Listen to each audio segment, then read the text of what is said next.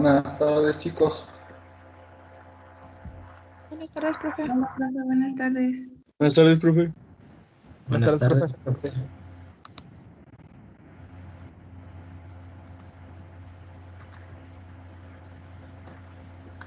¿Listo, Ponce? Oh, no. Perdón, me equivoqué. No es. Ok. Ahora sí, Ponce. Me había puesto a Paloma.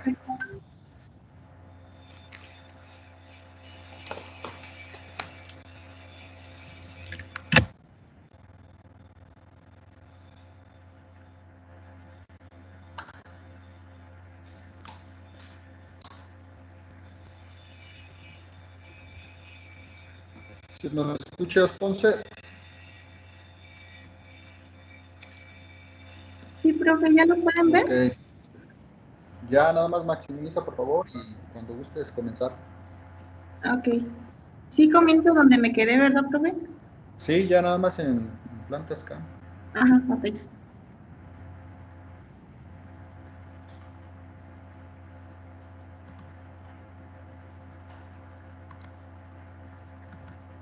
Listo, ¿ya lo ven en la pantalla completa?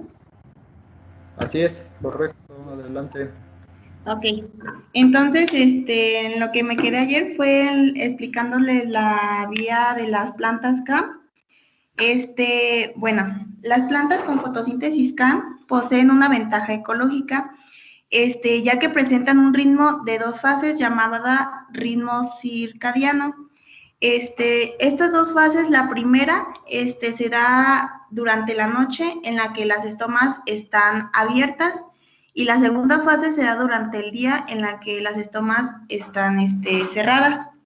Bueno, en la primera fase, como pueden observar, durante la noche se logra fijar el dióxido de carbono en fosfonol piruvato, que pues en nuestro diagramita está representado con PEP, por medio de la enzima fosfonol piruvato carboxilasa, como sucede en las plantas C4 que ayer se las expliqué. La enzima condensa carbonato con el fosfonol piruvato. Esto crea una solución acuosa en la que se encuentran en porciones iguales el dióxido de carbono ya ingresado y el carbonato. Pero esta transformación es muy lenta, por lo que interviene la anhidrasa carbónica, para después el carbonato se transforme en oxalacetato, por medio de la fosfonol carboxilasa. Y después de esto, el oxalacetato se transforma en ácido málico. En este paso se oxida un NAT, como pueden aquí observarles. Este diagrama lo complementé, perdón. Y aquí pueden observar que del oxalacetato al ácido málico se oxida un NAT. El ácido málico es almacenado en la vacuola central de nuestra planta. Y pues un dato muy que encontré fue que se puede almacenar hasta 0.2 molar de ácido málico. Bueno, esto fue nuestra primera fase. Ahora nos vamos a la segunda fase, que se da durante el día con las estomas cerradas. El ácido málico se descompone y libera el dióxido de carbono, como pueden observar ahí.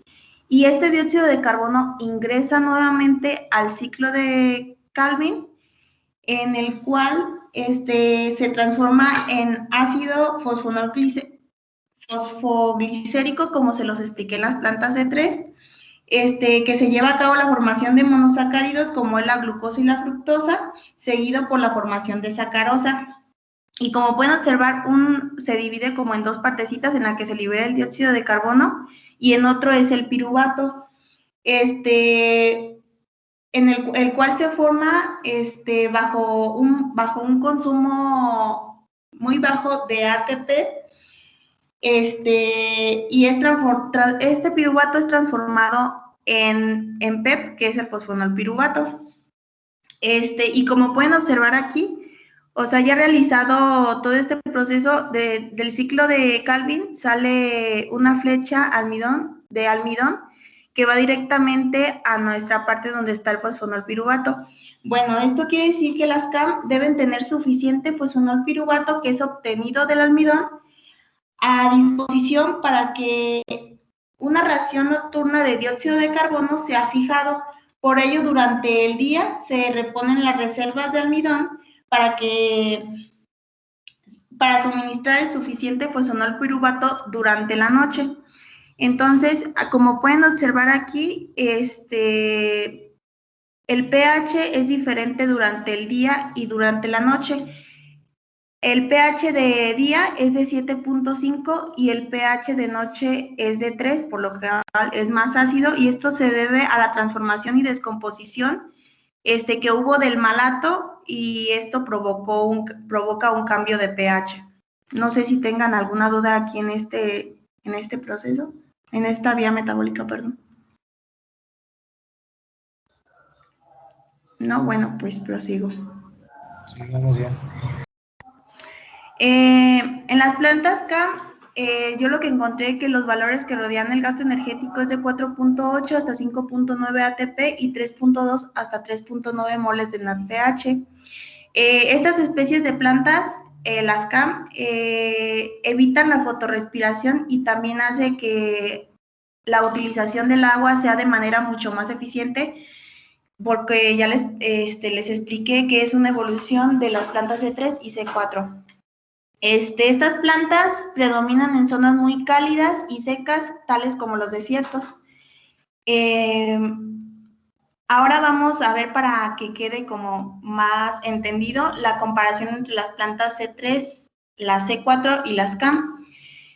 Aquí les puse un cuadro comparativo en el cual las plantas C3, como ya les expliqué, simplemente fijan el dióxido de carbono por medio del ciclo de Calvin. Es por esto que aquí dice que no hay separación entre la fijación del dióxido de carbono y el ciclo de Calvin.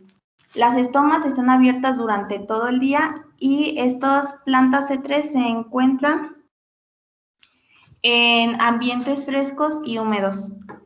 En las plantas C4, esta la separación de la fijación del dióxido de carbono y el ciclo de Kelvin, como no sé si recuerdan, pero se dividían en dos partes, el mesófilo y la célula de las vascular, y pues también sus estomas estaban abiertas durante el día, y estas tenían una mejor adaptación en ambientes cálidos y soleados.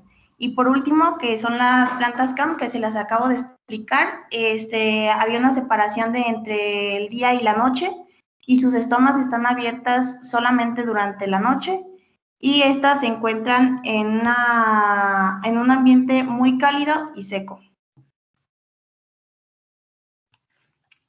Y bueno, como conclusión, las plantas han desarrollado a lo largo del tiempo adaptaciones en su metabolismo y anatomía para realizar una mejor fotosíntesis.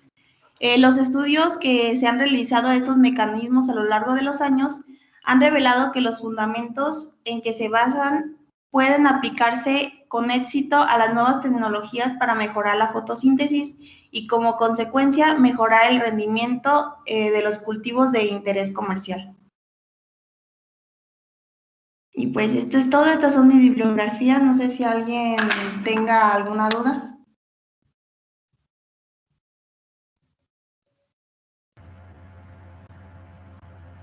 Chicos, ¿qué pueden comentar? ¿Alguna duda en relación a las plantas CAM? Diane, ¿qué puedes integrar de la exposición de plantas CAM, por favor? ¿Qué entendiste? Coméntanos.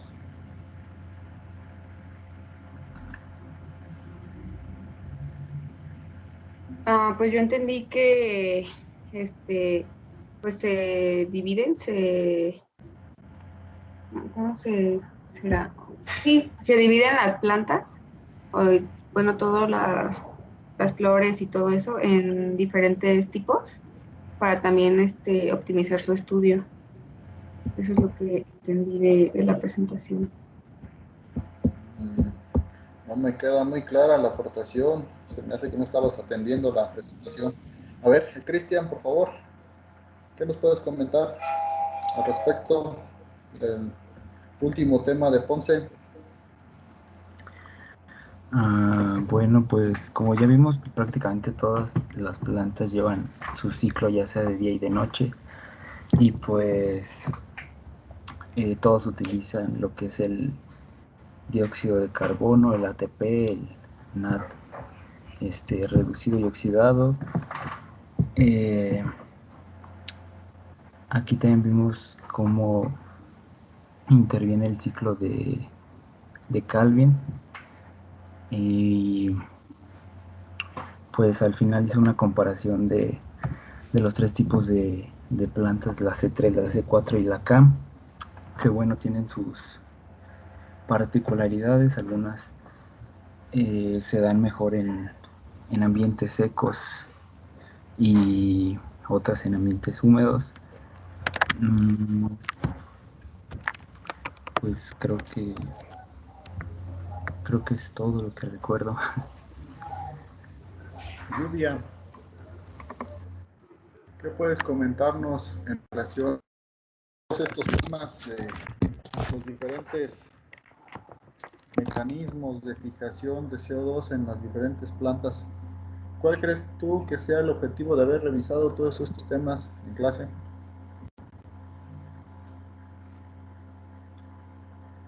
¿Cómo lo puedes interpretar? ¿Cómo lo puedes aplicar? ¿Por qué? ¿Y para qué? Pregunta para todos. Primero, Lluvia.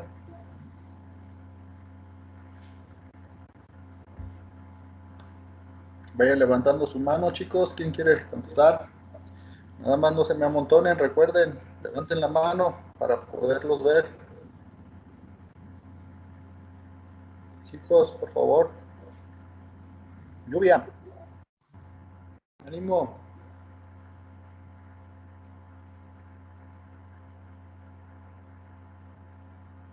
¿No? Cisneros.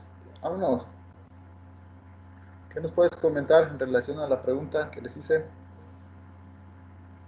Bueno, pues según entendí, este es otro proceso que se lleva a cabo dentro de otro de las plantas y pues es verle el metabolismo que ellas llevan a cabo a diferencia del de nosotros. Pero ¿para qué lo estamos viendo? ¿Cuál es el tema que estamos revisando en nuestra unidad? ¿Cuál es la importancia de conocer todos estos diferentes mecanismos y estrategias que tienen las diferentes plantas en base a su hábitat, a veces en su morfología, fisiología? ¿Cuál crees tú que es el punto que nos corresponde resaltar o comentar en relación a este tipo de estrategias que han desarrollado este tipo de plantas? ¿Cuál es el común, el tema central de nuestra unidad, Cisneros? La síntesis de los carbohidratos. Claro, ¿sí? Puesto que esto juega un papel muy importante en la fijación del CO2 y que en base al hábitat donde se encuentran las diferentes plantas, pues son los diferentes mecanismos y rutas bioquímicas que han desarrollado las diferentes plantas para poder llevar a cabo una fijación efectiva del CO2 y que además no pierdan el agua, ¿sí? Ustedes han visto y les mostraron todas sus compañeras, sus dos compañeras, que un aspecto muy importante en estos sistemas que se han desarrollado en estos tres tipos de plantas es absorber, fijar el CO2 al ciclo de Calvin y en consecuencia que no se pierda el agua, ¿sí?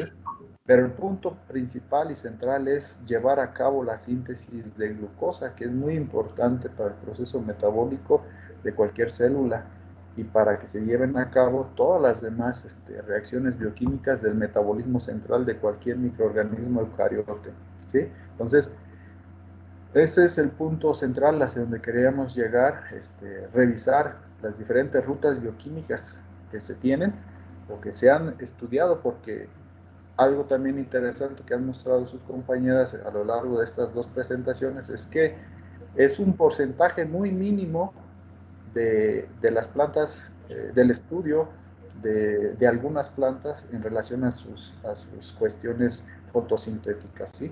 Hay muchas plantas en las cuales todavía puede existir muchas variaciones o diferencias que no han sido abordadas o estudiadas en cada una de las diferentes plantas, ¿sí? Se han estudiado un porcentaje muy pequeño en comparación a toda la diversidad de plantas que se conocen. Ponce, ¿vas a comentar algo o tienes el micrófono encendido?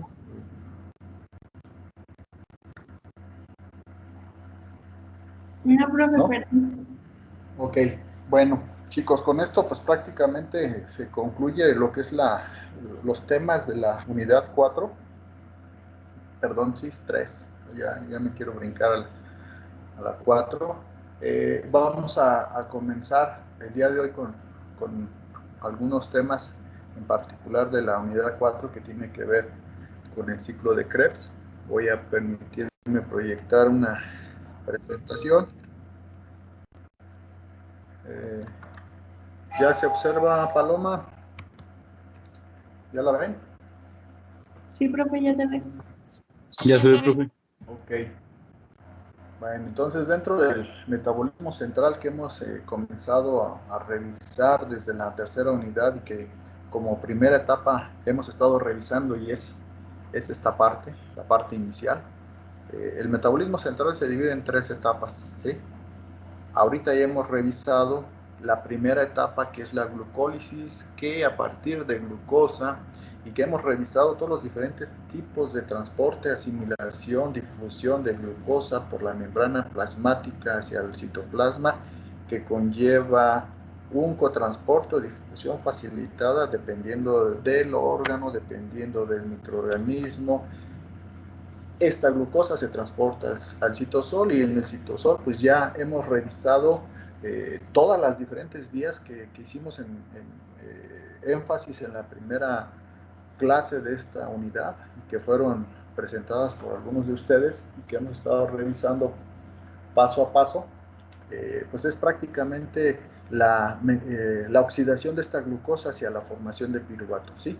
Lo hemos visto también desde un sentido, vaya, eh, clasificando esta primera etapa como fermentación aeróbica, que es generalmente la que nosotros llevamos, los organismos o animales superiores, la fermentación aeróbica, y hicimos un pequeño paréntesis también en alguna de las clases para hacer mención de las diferentes fermentaciones anaeróbicas que muchos microorganismos llevan a cabo y que juegan un papel muy importante en muchos procesos biotecnológicos.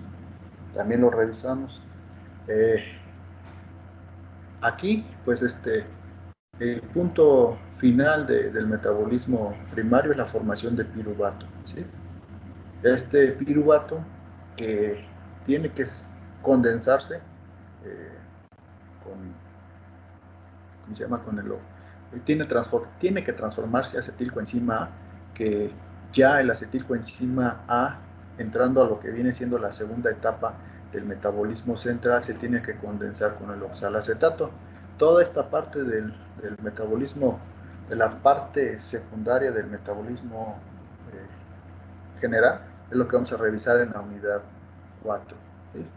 Aquí veremos también parte de que algunos aminoácidos y ácidos grasos lo hemos revisado a través de la gluconeogénesis. Bueno, principalmente la gluconeogénesis se lleva a cabo a partir de compuestos no glúcidos. Hemos visto, Arlet nos explicó que en muchos de los casos los aminoácidos forman parte, son precursores iniciales del piruvato para llevar a cabo la gluconeogénesis, pero también, veremos algunas otras rutas alternativas que tiene el ciclo de Krebs y vamos a ver sus particularidades que tienen que ver y relación que tiene que ver con los aminoácidos y ácidos grasos también. Entonces, vamos a entrar de lleno a lo que es la unidad 4, ¿sí? Como lo menciono, el primer, un paso previo para entrar al metabolismo, a la fase secundaria del metabolismo general, es la transformación de este piruvato a acetilcoenzima y eso pues lo va a llevar a cabo un complejo multienzimático, está constituido de 3 enzimas y 5 coenzimas, y además hay la liberación de CO2, ¿sí? Todo esta participación sincronizada de estas 3 enzimas mediante procesos de oxidorreducción y liberación de CO2 nos van a dar pauta a la formación de la acetilcoenzima A partir del piruvato, ¿sí? Y es la siguiente diapositiva que se muestra, ¿sí? Aquí el complejo multienzimático se conoce como el piruvato deshidrogenasa. Vamos a ver un poquito más adelante cuáles son las diferentes enzimas que participan. Son 3, lo habíamos mencionado, y vemos todas las coenzimas que participan en este proceso para transformar el piruvato a acetilcoenzima A. Participa el NAD, el TPPP, pirofosfato de tiamina, el lipoato, el FAT y la coenzima A, ¿sí? Todo esto para generar NADH, formarnos CO2 y acetilcoenzima A, ¿sí? Es una reacción que nos libera energía. Aquí se muestran algunas particularidades de los grupos que están participando. Tenemos a la coenzima A, que es una molécula muy grande, compleja, que forma parte de este complejo piruvato deshidrogenasa. No vamos a entrar a detallar todo el mecanismo de reacción sincronizado que se lleva a cabo entre esas 3 enzimas y esas 5 coenzimas. Yo no lo veo desde mi punto de vista, no profundizo en eso, simplemente hacemos mención de las enzimas que participan, coenzimas que son necesarias para que se lleve a cabo esa transformación de piruvato a acetilcoenzima, ¿sí? Ahorita más adelante los vamos a ver en una diapositiva. Vamos a ver ya las diferentes 8 reacciones que tiene el ciclo de Krebs, y para llevar a cabo la condensación de este acetilcoenzima A que se formó previamente a partir del piruvato. La primera reacción que sufre es una reacción de condensación cuando se une el oxalacetato con el acetilcoenzima A para formar el citrato. Gracias a esta enzima citrato sintasa, aquí se requiere una presencia de una molécula de agua, se libera la coenzima A, ¿sí? Y se forma el citrato. Hay un paso intermediario muy lábil, muy rápido, en el cual participa la conitasa, forma un intermediario que es el cisaconitato, para formar inmediatamente el isocitrato, gracias a primero una reacción de deshidratación y luego una reacción de hidratación. La conitasa transforma el citrato en isocitrato, ¿sí? La tercera reacción es una reacción de descarboxilación. Se libera una molécula de CO2, ¿sí? Hay 2 liberaciones de CO2 en el ciclo de Krebs. Aquí la primera es una reacción de descarboxilación oxidativa porque se pierde una molécula de CO2. Es la primera reacción de óxido de reducción donde participa la isocitrato deshidrogenasa y nos está generando una molécula de NADH reducido, ¿sí?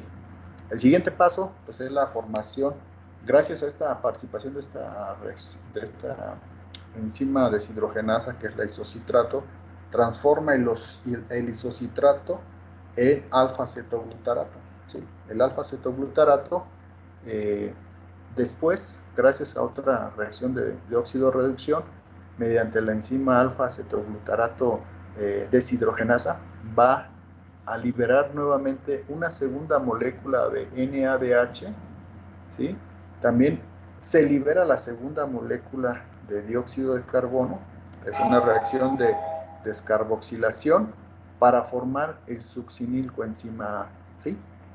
El succinilcoenzima A posteriormente se va a transformar en succinato, ¿sí? Por acción de la succinilcoenzima A sintetasa. ¿Qué hace esta enzima? Va a requerir una molécula de GDP, que es un análogo de la molécula de ADP más fosfato, va a fosforilar el fosfato a este GDP para formar GTP. Este es otro tipo de fosforilación a nivel de sustrato que conocemos como la que revisamos en la glucólisis, ¿sí? También se libera una molécula de coenzima A y se forma el succinato, ¿sí? El succinato Después sufre una reacción de deshidrogenación y gracias a la enzima succinato deshidrogenasa se forma la primera y única molécula de Fas reducido en el ciclo de Krebs. Es importante mencionar que esta enzima forma parte del complejo de la cadena transportadora de electrones. Ese es el segundo complejo proteico de la cadena transportadora de electrones, la succinato deshidrogenasa, que se encuentra embebida en la membrana interna mitocondrial. Es la única enzima del ciclo de Krebs que está o que forma parte de la cadena transportadora de electrones. ¿Sí? Si ustedes recuerdan, aquí es donde se lleva también una fosforilación bueno, cuando se ceden o aportan los electrones que vienen del NAD reducido de la glucólisis gracias a la glicerol 3-fosfato deshidrogenasa que nos explicó José Joaquín, si no mal recuerdo. Aquí es donde llega ese poder reductor que viene del NAD citosólico y se transfiere a nivel del complejo 2, ¿sí? Ustedes ya lo vieron, lo revisamos también, esos fueron algunos de los aspectos que revisamos en la unidad 3. Y después el fumarato, bueno, gracias a esta acción de la succinato deshidrogenasa, el succinato es transformado a fumarato, ¿sí? El fumarato después se hidrata con una molécula de agua y gracias a la reacción de la fumarasa lo que hace es formar malato. Malato, en el último paso o reacción del ciclo de Krebs, gracias a otra reacción de óxido de reducción, la malato deshidrogenasa forma la tercera y última molécula de NADH que se forma en el ciclo de Krebs.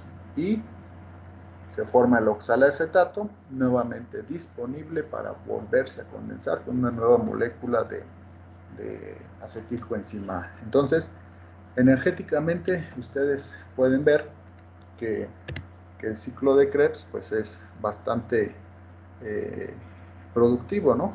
En este sentido, si estamos hablando en el sentido estricto de generación de energía, ¿cómo podríamos obtener el balance energético en cuanto al valor de moléculas de ATP que se obtienen?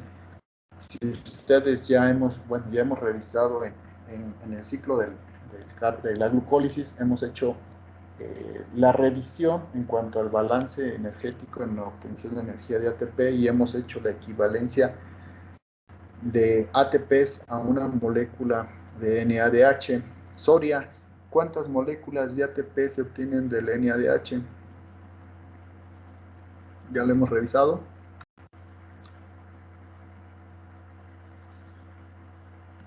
Chicos. Soria, no te escucho. Ya le subí a todo volumen. No te escucho. Ok, tiene problemas con su micro. Tienen 3 moléculas de ATP. Son 3 moléculas de ATP, Soria. Entonces, si tú obtienes, dime energéticamente cuántas moléculas de ATP obtienes del ciclo de Krebs. Te vuelvo a proyectar el ciclo, por favor. Ya lo tienes. Hazme el cálculo.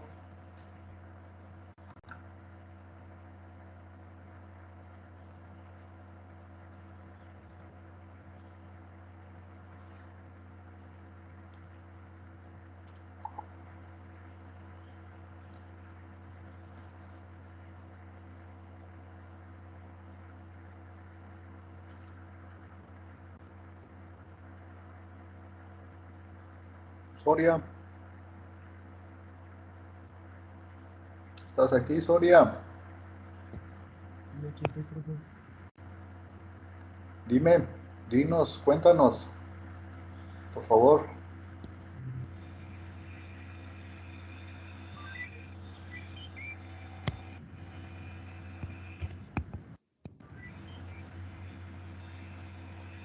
No te escuchamos, Francisco. Gracias, Soria. Francisco. Son 9. Son 9. Francisco, ¿estás seguro? ¿Cuántas se obtienen del FAT, Francisco? Del FAT son 2. Ok, ¿y 9 que llevabas? 11. Una disculpa. ¿Y el GTP? Aquí está. 2, profe. No, el GTP, acuérdense, es análogo al ATP. ¿Sí se está proyectando la presentación? Pues 12 final, ¿no? Pues 12, sí. 12 al final, claro, así de sencillo. Son 3 NAD, 3 por 3, 9, 2 por 1 del FAT y 9 que llevabas, 11. Y el GTP, análogo al ATP, es 1. Si las matemáticas no nos engañan, son 12, ¿vale? Entonces obtenemos 12 moléculas de ATP en el ciclo de Krebs, ¿vale? ¿Dudas hasta aquí? ¿Comentarios? Con confianza. León Oseguera, ¿ibas a comentar algo? ¿Preguntar? Adelante. Ah, sí, profe. Es que yo tenía mala cuenta, no sé por qué creí que eran 24. Bueno, si lo multiplicas por 2 moléculas de piruvato que van a entrar, porque se obtienen de un piruvato obtienes 12. Obviamente del ciclo de la glucólisis vas a obtener 2 piruvatos. Pues, si hacemos ese balance, eh, tomándolo así, de 2 moléculas de piruvato obtendrás 24, ¿vale?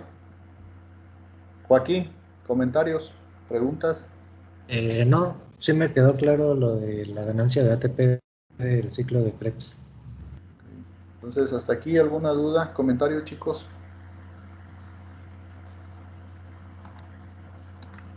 Bueno, voy a seguir con la presentación.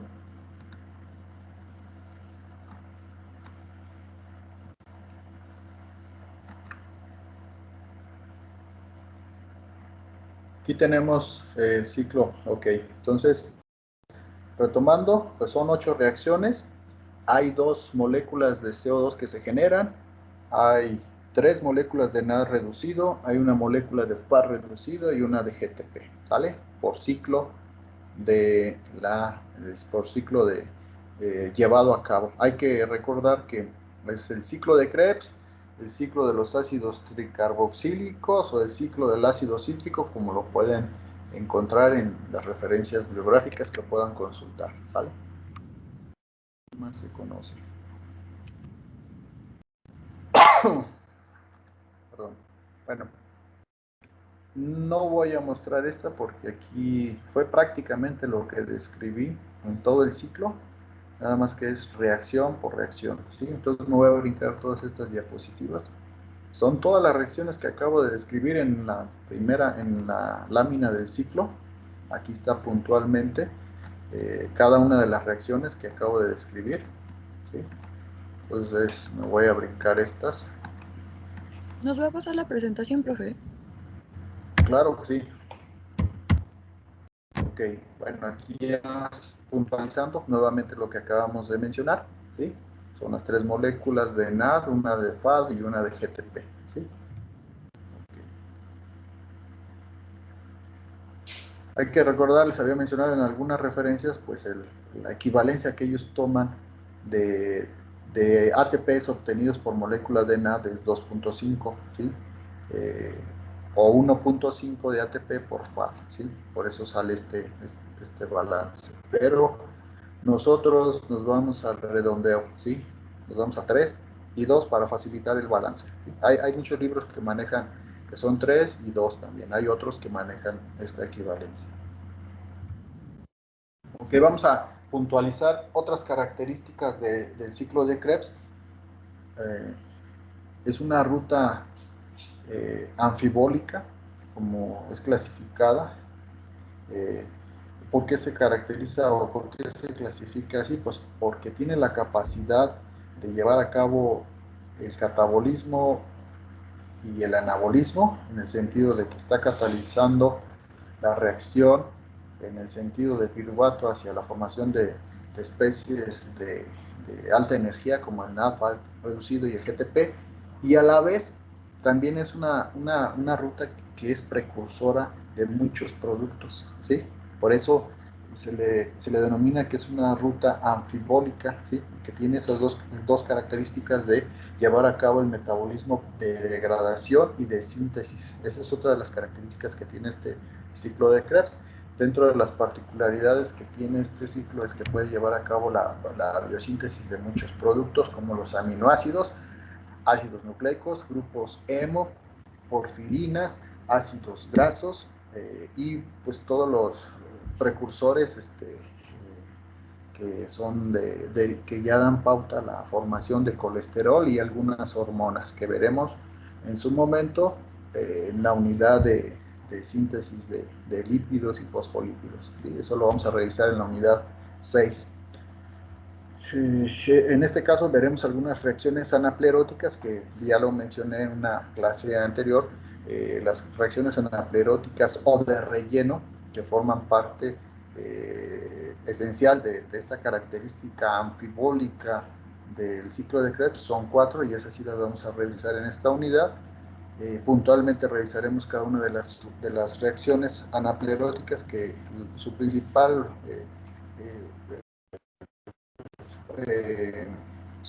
objetivo es llevar a cabo la síntesis de otras moléculas que son importantes para el inicio de otras nuevas vías metabólicas, como lo hemos visto, la formación de muchos aminoácidos o reacciones de transaminación que juegan parte importante para la ruta de la gluconeogénesis. Son reacciones que vamos a revisar más adelante. Son 4 reacciones. Ok, bueno, aquí es otra diapositiva más completa en el sentido de demostrar ese carácter anfibólico y muestra las 4 reacciones anapleróticas. Esto es lo que hemos revisado en las primeras diapositivas. La formación, bueno, de todos los metabolitos intermediarios del ciclo de Krebs a partir del citrato, bajo condiciones requeridas de no generación de energía, pues el citrato se puede ir hacia la formación de ácidos grasos o esteroles, ¿sí? Principalmente dentro de los esteroles pues se derivan todas lo que es el colesterol, y del colesterol es la base precursora de muchas hormonas, ¿sí? Principalmente, o vitaminas. Lo veremos en ácidos grasos, todo esto lo veremos en la unidad de ácidos grasos y lípidos. Aquí ya lo hemos tocado de alguna forma, el alfa-cetoglutarato en algunos de los metabolismos o reacciones de las lanzaderas de malato aspartato o en la ruta de la gluconeogénesis hemos hecho énfasis, o sus compañeros han hecho énfasis en algunas reacciones que tienen que ver con la transferencia del grupo amino. El alfa-cetoglutarato va a reaccionar para formarse glutamato, y este glutamato puede ser precursor de otros muchos aminoácidos o bases púricas, ¿sí? A su vez, el succinilcoenzima puede formar grupos hemo o porfirinas, que son todos los grupos fierro-azufre que forman parte de muchas de las proteínas, principalmente que son parte central, que dan pauta a esa resonancia o a esa capacidad de transferencia de electrones en muchas proteínas que se encuentran en membrana plasmática, que forman principalmente los complejos de la cadena transportadora de electrones, o en los cloroplastos, es esa formación de esos grupos. Y también tenemos que a partir de oxalacetato, y si recuerdan también lo hemos revisado en las lanzaderas y algunos ciclos como la gluconeogénesis, el oxalacetato tiene que transformarse en otros aminoácidos para formar otros subproductos, en este caso pirimidinas, ¿sí? Y ya dentro de las reacciones anapleróticas o de relleno, bueno, son reacciones anapleróticas, son catalogadas estas 4 reacciones. Las 4 reacciones anapleróticas que veremos en la siguiente clase es la formación de piruvato de oxalacetato gracias a la acción de la piruvato carboxilasa. Otra reacción es bien la formación de oxalacetato a fosfoenol piruvato gracias a la fosfoenol piruvato carboxilasa, o bien la transformación de este fosfoenol piruvato a oxalacetato por la fosfoenol piruvato carboxilasa. La otra reacción anaplerótica es la formación de piruvato hacia malato gracias a la enzima málica. Y bien, ya esto lo hemos puntualizado, que forma parte de la vía metabólica de la gluconogénesis. Muchos de los aminoácidos forman parte o precursores de la parte o de la vía gluconogénica, que es para la síntesis de glucosa y que ya Arlet nos explicó, son necesariamente transformados a fosfonolpiruvato, ¿sí? Para formar glucosa y a su vez llevar a cabo todo a partir del fosfonolpiruvato, todas las reacciones enzimáticas en sentido inverso de la oxidación de la glucosa. ¿Hasta aquí alguna pregunta, chicos? Perdón, Brenda, adelante. ¿Alguna pregunta, Brenda, o se quedó la mano levantada? No, me parece que... No, pero es que a mí no me aparece la mano levantada. ¿Sí? Ay, caray. A mí sí me aparece. A ver, ahora sí la levanté, pero... Ahora no ¿Ya? me aparece. Pero no, no hay Ok. preguntas, profe. Ok, entonces hasta aquí vamos revisando esto, ¿sí? Vamos a ver la siguiente diapositiva.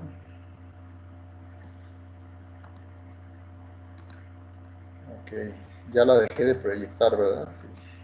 Va de nuevo.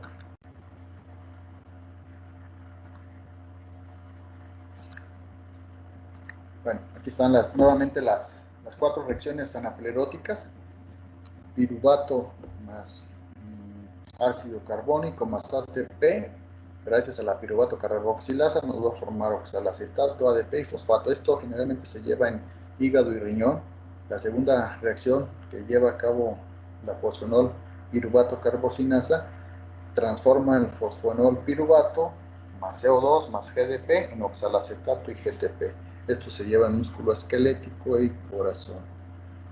La tercera es la participación de la fosfonol piruvato carboxilasa, que transforma el fosfonol piruvato más ácido carbónico para formar oxalacetato y fosfato o fósforo inorgánico en plantas superiores, levaduras y bacterias. El piruvato más ácido carbónico y NADH reducido, gracias a la acción de la enzima málica, nos va a formar el malato y el NADP. Esto pues, se distribuye ampliamente en procariotes y eucariotes. ¿Cómo se regula el ciclo de Krebs? Vamos a ver. Hay diferentes puntos de control. Es muy sencillo, mediante esquemas. No necesitamos en ocasiones poner mucho texto. Simplemente con la simbología, recuerden, el complejo de la piruvato deshidrogenasa se inhibe, X, stop, como quieran llamarlo. ¿Se inhibe con qué? Con altas concentraciones de ATP, de acetilcoenzima A, de NADH y de ácidos grasos. ¿Cómo se promueve la activación de este complejo piruvato deshidrogenasa?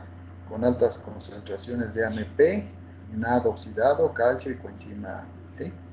Pero esto prácticamente es del complejo piruvato deshidrogenasa. Ya propiamente en el ciclo de Krebs, el primer sitio de regulación alostérico es sobre la citrato sintasa.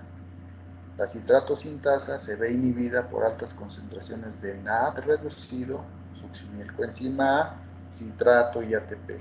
Y altas concentraciones de ADP van a promover que se active y se lleve a cabo el ciclo de Krebs a nivel de la citratosintasa.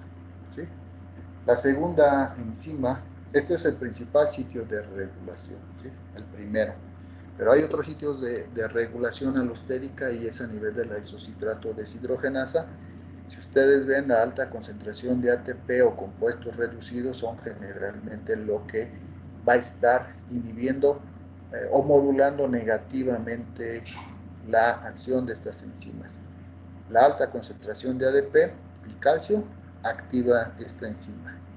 El tercer sitio de regulación y último es a nivel de la alfa-acetoglutarato deshidrogenasa, donde nuevamente altas concentraciones de NADH y succinilcoenzima A modulan negativamente esta actividad y el calcio la activa. ¿Sí? Pero el principal sitio de regulación del ciclo de Krebs es a nivel de la citrato sintasa. Ok. ¿Dudas, comentarios, chicos, hasta aquí?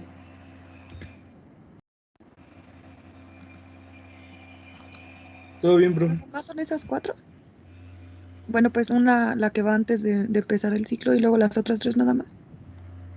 Son los, en el sentido estricto del ciclo de Krebs, son las 3 últimas reacciones. Mencioné cómo se modula alostéricamente el complejo de la piruvato deshidrogenasa, pero este no forma parte del ciclo de Krebs. Ese es el paso previo de la transformación del piruvato a acetilcoenzima. Propiamente no forma parte del ciclo de Krebs. El primer sitio de regulación del ciclo de Krebs que hemos mencionado es a nivel de la citrato sintasa y es el más importante. ¿Sale?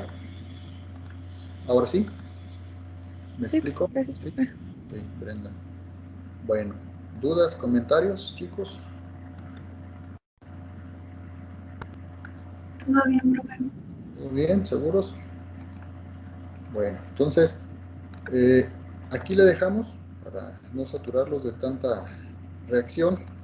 Y mañana vamos a ver una modificación evolutiva que tiene el ciclo de Krebs y que tiene que ver con algo que mencionamos también y que nos explicó, si no mal recuerdo, Brenda, en la formación más bien del compuesto del glioxilato en plantas, donde participan los peroxisomas, mitocondrias y principalmente y que llevan a cabo un ciclo bioquímico que se conoce como el ciclo de glioxilato.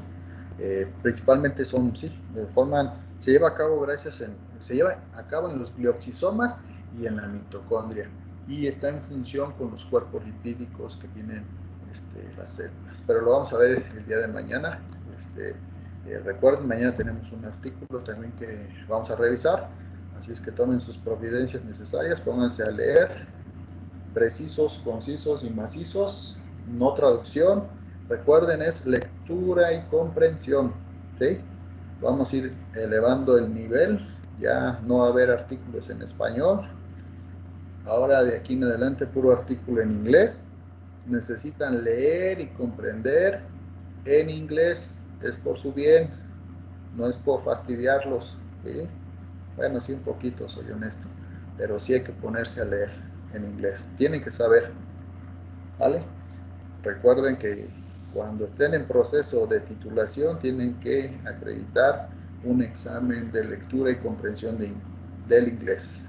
Y también, si sabiendo que son ponis internacionales, pues deben de leer y comprender en inglés y hablarlo, pues mucho mejor, ¿no? Ok, todo por el bien, ¿sí? Sale. Bonita tarde a todos, los veo el día de mañana. Joaquín, ¿ibas a comentar algo? ¿O... Nada más me iba a despedir también. Dale, bien. Que igualmente.